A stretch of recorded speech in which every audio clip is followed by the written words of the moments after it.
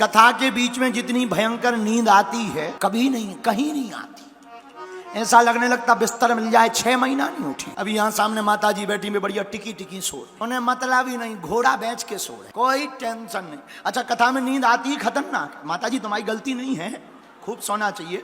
हमारे साथ ये घटना एक बार और माता जी घट चुकी, आप जाग गई तो सुनो। आप यहीं कवर्धा की? अच्छा अच्छा, बहुत बढ़िया। थोड़ा खड़े होके दर्शन दो आप अपने, सबको आपके दर्शन। अब बताओ कहाँ की हो? जबलपुर? अपना मध्य प्रदेश है ये तो, कोई बात नहीं। तो यहाँ कैसे मायका है? हाँ हाँ, तो यहीं की हो। हाँ, वही तो हम कहें, ये मध्य प्रदेश में नहीं हो सकता है। मध्य प्रदेश के तो अपन ही है भाई, अपन एमपी के नोई वहीं के है ना। हाँ हाँ।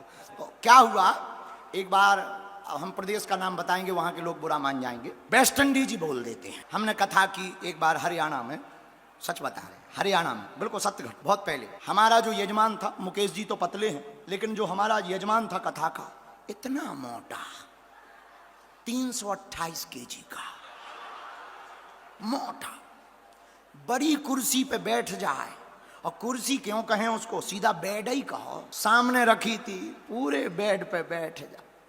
और जैसे ही हम कथा शुरू करें वैसे ही, अच्छा हमें लगा एक दिन ध्यान में आए, ध्यान कर रहा, हमें लगा ध्यान से कथा सुन रहा। 2 दिन 3 दिन, चौथे दिन हमें नहीं रहा गया। हमने कहा कम हियर, इधर आइए, इधर आइए। बोले जी गुरु जी।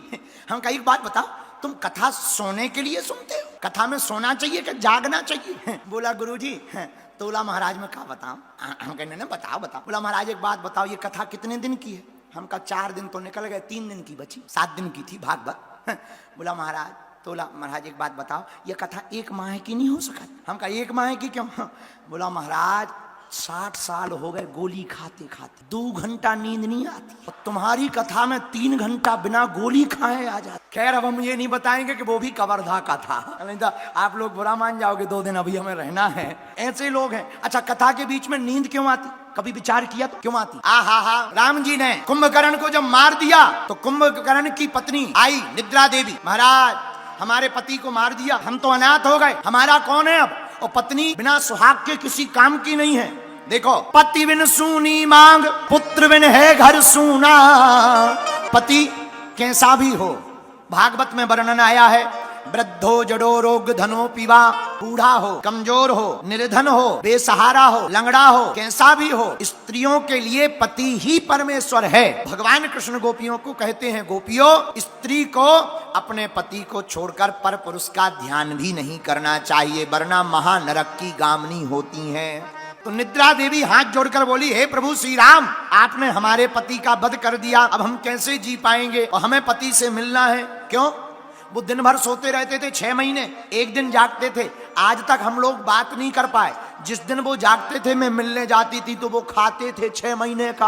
अब जो 6 महीना सोएगा वो खाएगा भी कम थोड़ी, खूब खाएगा। पूरा दिन खाते थे, और जब तक दिन भर खाते थे तब तक दिन निकल जाता और फिर सोने का समय आ जाता। महाराज हम आज तक नहीं मिल पाए, आपको श्राप लगेगी। राम जी बोले श्राप मत दो निद्रा देवी, हम तुम्हें वरदान देते हैं, हमारी कथा में जाकर जो भक्त ध्यान से कथा ना सुने उसके भीतर तुम बैठ जाना, तुम्हारा पति नींद के रूप में वहीं पर आ जाएगा, तुम उससे मिल लेना।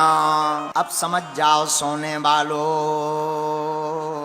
माता जी हम आपको नहीं कह रहे हैं, आप बुरा मत मानना, क्योंकि आप हमारे मध्य प्रदेश जबलपुर की हो। ये बात तो हमने वेस्ट इंडीज वालों को बताई है। बोलो सीताराम। तो संत कहते, कथा होते के बीच में पाप उठे अकुलाएं। कथा के बीच में पाप जागते हैं। अच्छा, पाप क्या है? पापस्य खंडा सा पाखंडा, पाप का ही एक खंड है पाखंड। पाखंड का जो मूल है वो है पाप।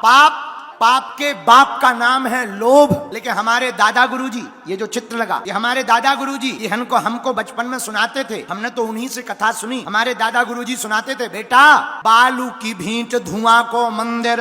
बालू की भींट मतलब बालू की दीवाल, बालू की दीवाल धुआं का मंदिर। ओछे की प्रीत कबऊ न निभई है, और तुम राम के नाम को जाप करो, फिर पाप के बाप खां धूर दई है। बालू की दीवार नहीं बनती, धुआं का मंदिर नहीं बनता, और जो राम नाम का जाप करता है उसका पाप तो पाप, पाप का बाप भी कुछ नहीं बिगाड़ सकता है। तो कथा में नींद आए तो क्या करना, सीताराम हम गाएंगे, राजा राम हम गाएंगे, ओ झूम झूम नाचेंगे, ओ झूम झूम नाचेंगे,